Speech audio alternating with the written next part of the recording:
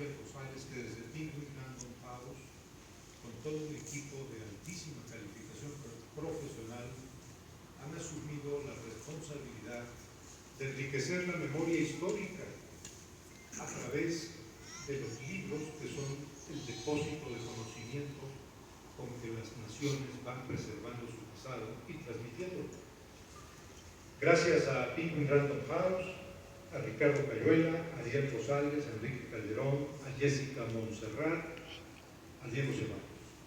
Esta noche han escuchado, queridos amigos, los comentarios de Pepe Reveles y Jorge Carrasco, que tienen un lugar bien ganado por esfuerzo propio en el periodismo de investigación y que son cronistas puntuales de un fenómeno que ha ido degradando la vida institucional de México a partir del año cero, que es el año 1994, el año que comienza el día 1 de enero con la entrada en vigor del Tratado de Libre Comercio para la América del Norte, México apostando a la construcción de un bloque comercial, industrial, exportador, teniendo como socios a Estados Unidos y Canadá. Y a la misma hora está estallando una rebelión armada violenta en contra del ejército mexicano en el estado de Chiapas, con el Ejército Zapatista de Liberación Nacional. En marzo, el candidato presidencial del PRI es asesinado. Aparecen las primeras señales de fuga de capitales. En septiembre, el secretario general del PRI es ejecutado en la calle La Fragua de la Ciudad de México y se confirman las tendencias de un enfriamiento económico con fuga de capitales.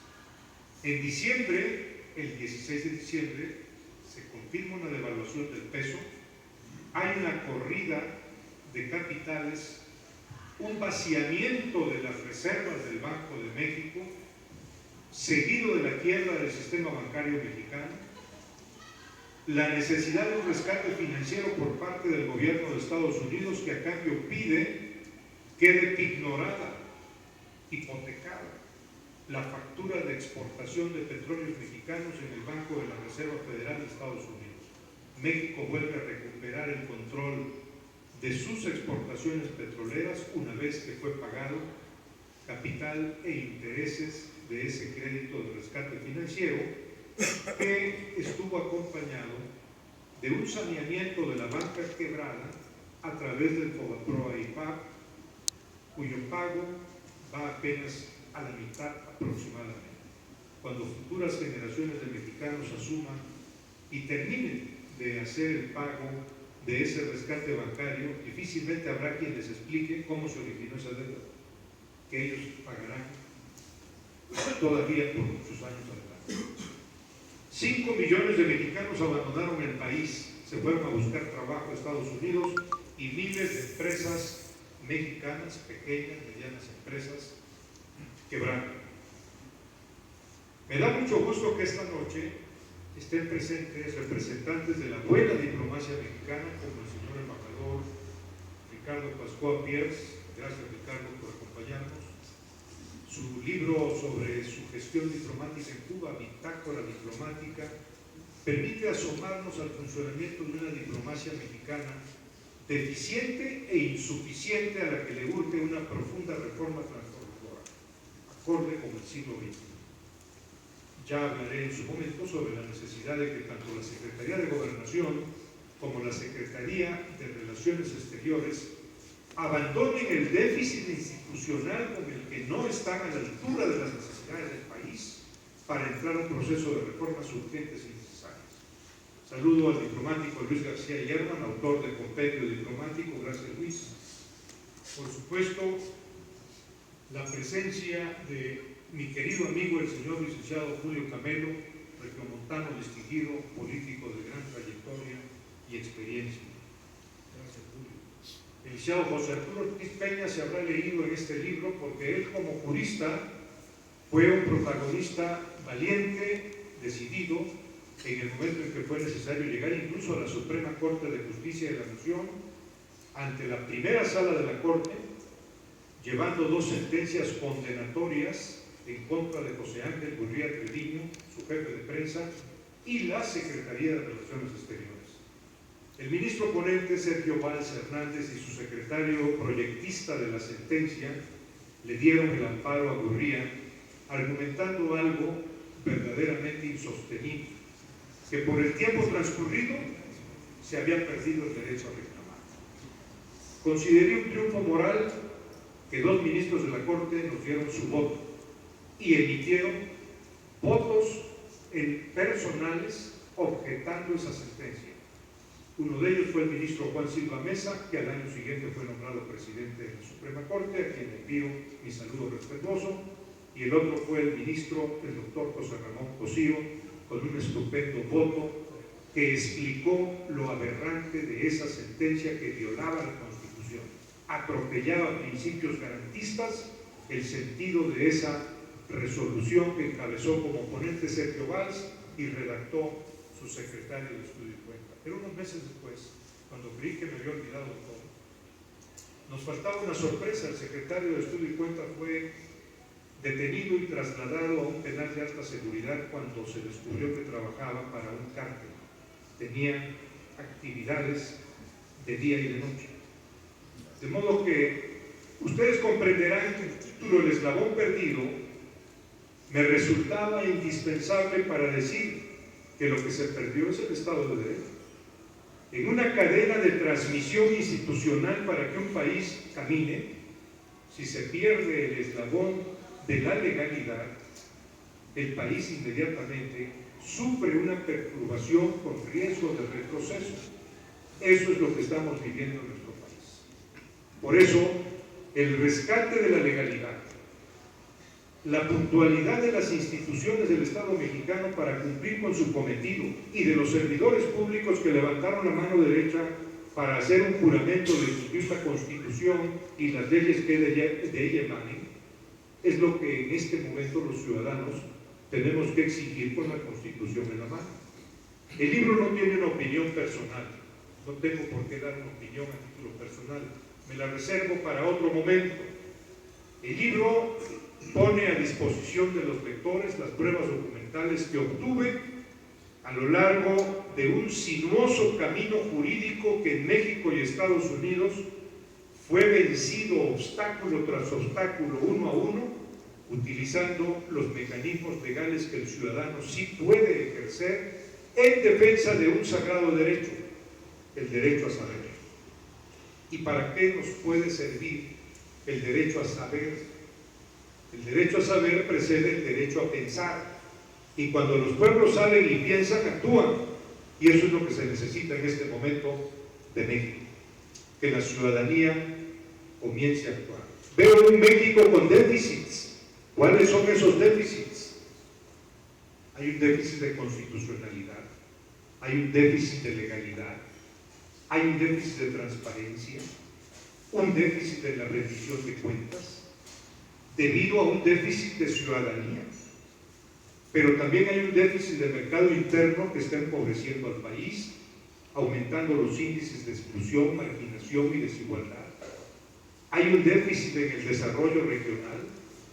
Saludo con enorme afecto la distinguida presencia esta tarde del senador por Tabasco, el doctor Arquímedes Oramas, que sabe como pocos lo que es la acumulación de carencias en el desarrollo regional del sureste de México, el sureste petrolero, el sureste hidráulico, y que hoy acumula solo carencias.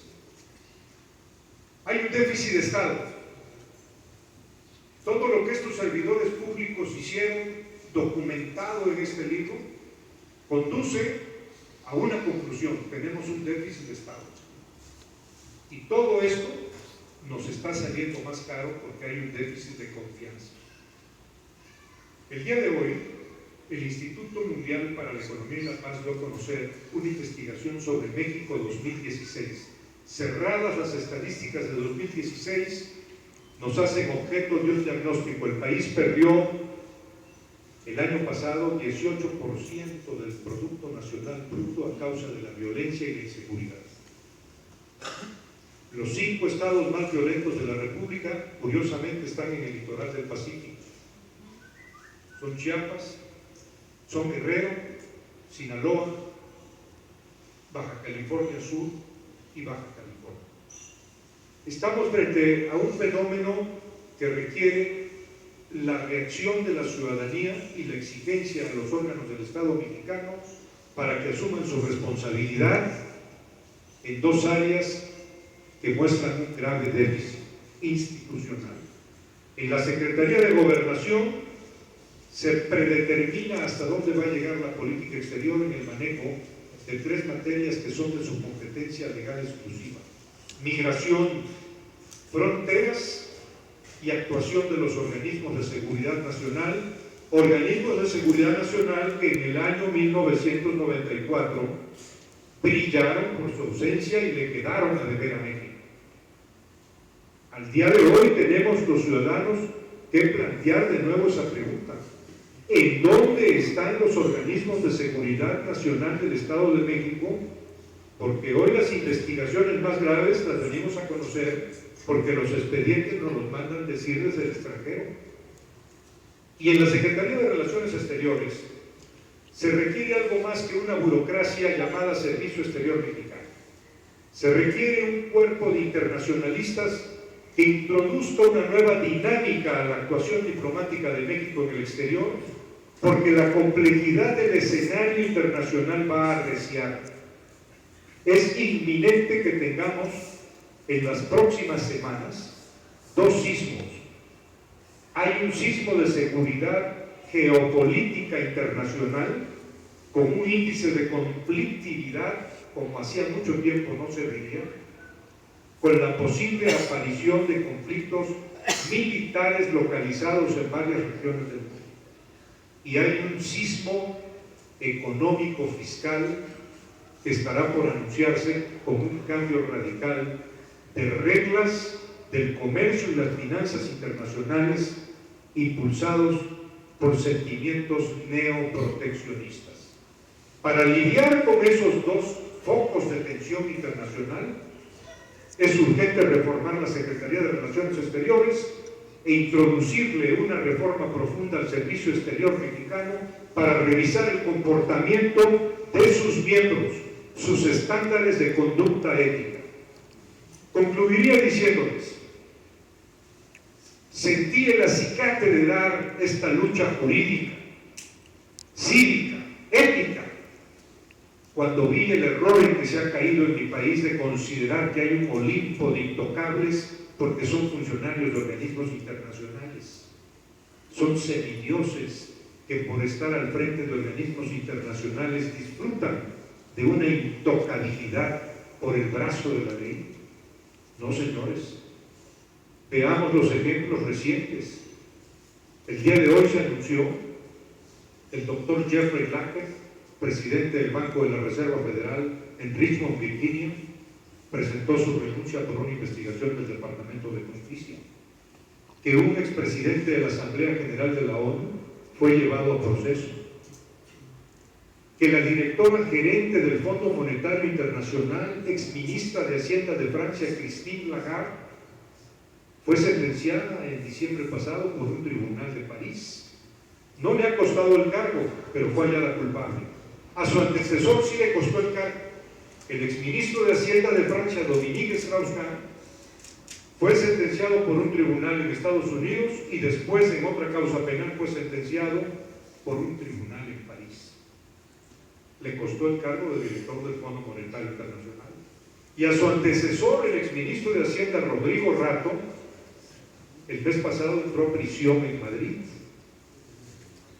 Y es el organismo financiero internacional de mayor impacto en la vida mundial, el FMI. Quitémonos, pues, de nuestra idiosincrasia ese prejuicio infundado de que hay un Olimpo de semidioses intocables porque disfrutan cobrar sueldos en organismos internacionales, cuando que es exactamente al revés. Ellos son los primeros y más comprometidos en demostrar y comprobar un estándar de conducta ética irreprochable. Ese es el mensaje que le dejo a José Ángel Gurría Treviño, que en las páginas de este libro, con su comportamiento como secretario de Relaciones Exteriores, llevó a que fuera denunciado en la vía penal ante la PGR, quien jamás lo molestó ni con el pétalo de una notificación. La fiscal especial Marisela Morales, hoy precisamente cónsul en Milán, Italia. ¿Cómo es la vida?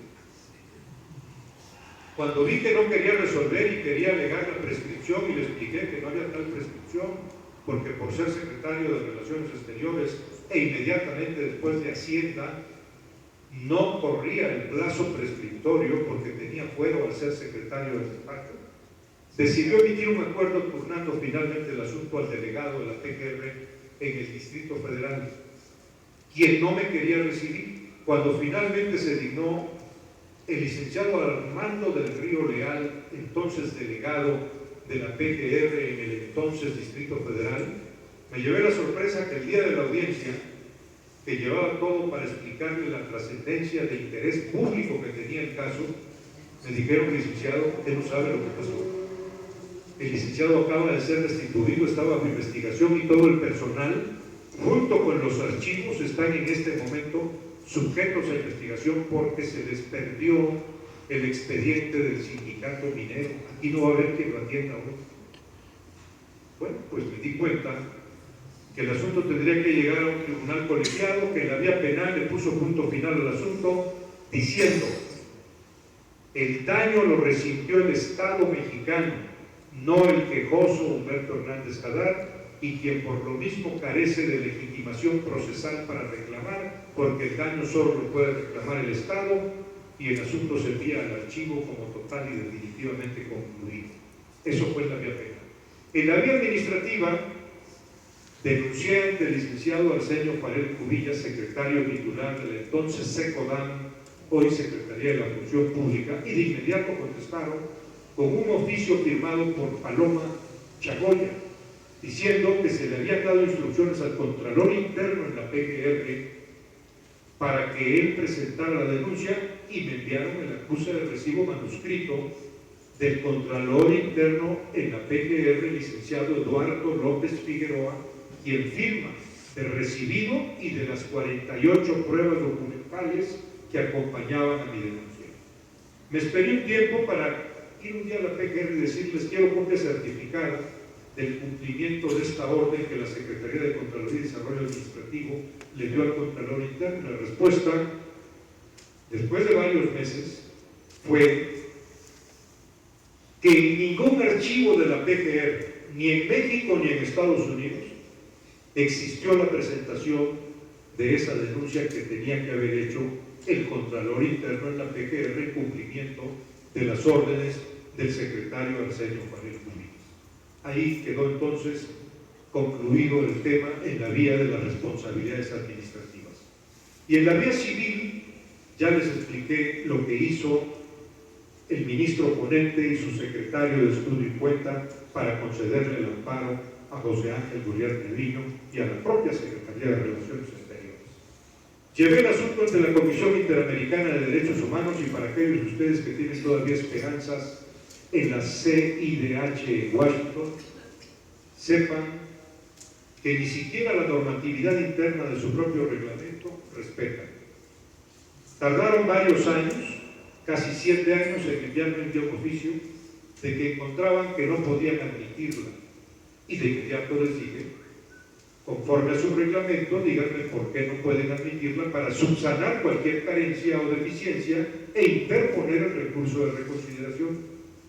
Infinidad de escritos, incluyendo al último secretario general Emilio Álvarez y Casa, y no obtuve respuesta. Hace unos meses fui a la Suprema Corte a escuchar una conferencia de 5 ponentes, uno de ellos Emilio Álvarez y Casa, exsecretario general de la CIDH, y le traté ese asunto y me dijo muy sorprendido: yo ordené que atendieran este asunto. Pues si lo ordenaste, no te hicieron caso, Emilio, porque tú nunca me contestaste 7 escritos, allí viene en el libro, que te envié solicitándote una audiencia y pidiendo que no violaran ustedes su propia normatividad interna en la Comisión Interamericana de Derechos Humanos. Estamos frente a un problema de juridicidad, de ética, de institucionalidad, de déficit de Estado, y yo he decidido apostar que ese déficit que puede ser ruinoso para la economía y la sociedad, lo va a tener que entrar a resolver con mucha firmeza la ciudadanía mexicana, llevando en la mano un arma, la Constitución Política de los Estados Unidos Mexicanos, que introduce desde el tercer párrafo de su artículo primero un nuevo instrumento jurídico de alcance universal. Las autoridades en México están obligadas a resolver respetando el principio pro homine, respetando los sagrados derechos humanos que hoy en México necesitan ser rescatados. Concluiría diciéndoles esta anécdota. El Departamento de Estado de Washington desclasificó finalmente la solicitud de detención con fines de extradición del que llamaban el fugitivo más buscado de México, y cuando la tuve en las manos le pedí una audiencia al licenciado Luis Raúl González Pérez, actual titular de la Comisión Nacional de Derechos Humanos y quien fue el último fiscal que investigó los casos Posadas, Colosio, Ruiz Massieu. Y se la puse en las manos y dije, ¿tú conocías esto? La leyó detenidamente y muy serio me dijo, nunca nadie me informó de esto. Digo, pues si tú que fuiste el fiscal, menos lo íbamos a saber los ciudadanos. Quedas informado que el Departamento de Estado de Washington ya la ha hecho pública al desclasificarla y allí viene. ¿Por qué era importante conocer ese documento? Porque dice el Código Penal Federal en el artículo 101 que la prescripción se interrumpe cuando el inculpado está fuera del territorio nacional. Y sucede que en el 15º aniversario, como cosa del destino, 15º aniversario del asesinato de Colosio, 23 de marzo de 2009, el primer Tribunal Unitario en materia penal del primer circuito emitió una sentencia que es cancelar orden de aprehensión, declarar la prescripción y establecer que la sentencia tiene alcances absolutorios en la causa penal del asesinato de Ruiz Massieu, porque no supieron que el inculpado estaba fuera del territorio nacional y que entonces, en vez de ser 15 años para declarar prescrita esa investigación, eran 30, y estaríamos hablando del 2024 y no del 2009. De manera que hemos cruzado rápidamente por la actuación del Poder Ejecutivo, la actuación del Poder Judicial y, para terminar, la actuación del Congreso de la Unión, que aprobó una solicitud de licencia sin hacer juicio de procedencia del diputado que querían aprender, en una contradicción de explorado derecho sobre nuestro texto constitucional. La solicitud de licencia no le quita su inmunidad o fuero a un legislador. Solamente mediante el juicio de procedencia, popularmente llamado el desafuero, se puede aprender a un miembro del Congreso. Y en este caso, con una solicitud de licencia, se hizo una aprobación para solicitar una extradición en silencio. Saludo la presencia del escritor, investigador y politólogo, el doctor Norberto Moreno Olivares, quien encontró el dictamen de grafoscopía de una de las mejores peritos a nivel mundial contratada por la PGR para determinar si la solicitud de licencia era auténtica. Ahí viene en el libro. La perito Andrea Fortesier estableció en su dictamen grafoscópico: no corresponde al trazo caligráfico del autor, es falsa. Nuestro país no merece esto. En el título, cuando lean la palabra magnicidio, no es el magnicidio de individuos. Se está cometiendo un magnicidio y es contra el país en su conjunto. Es hora de que los ciudadanos salgamos en defensa del país. Les agradezco su presencia. Buenas noches.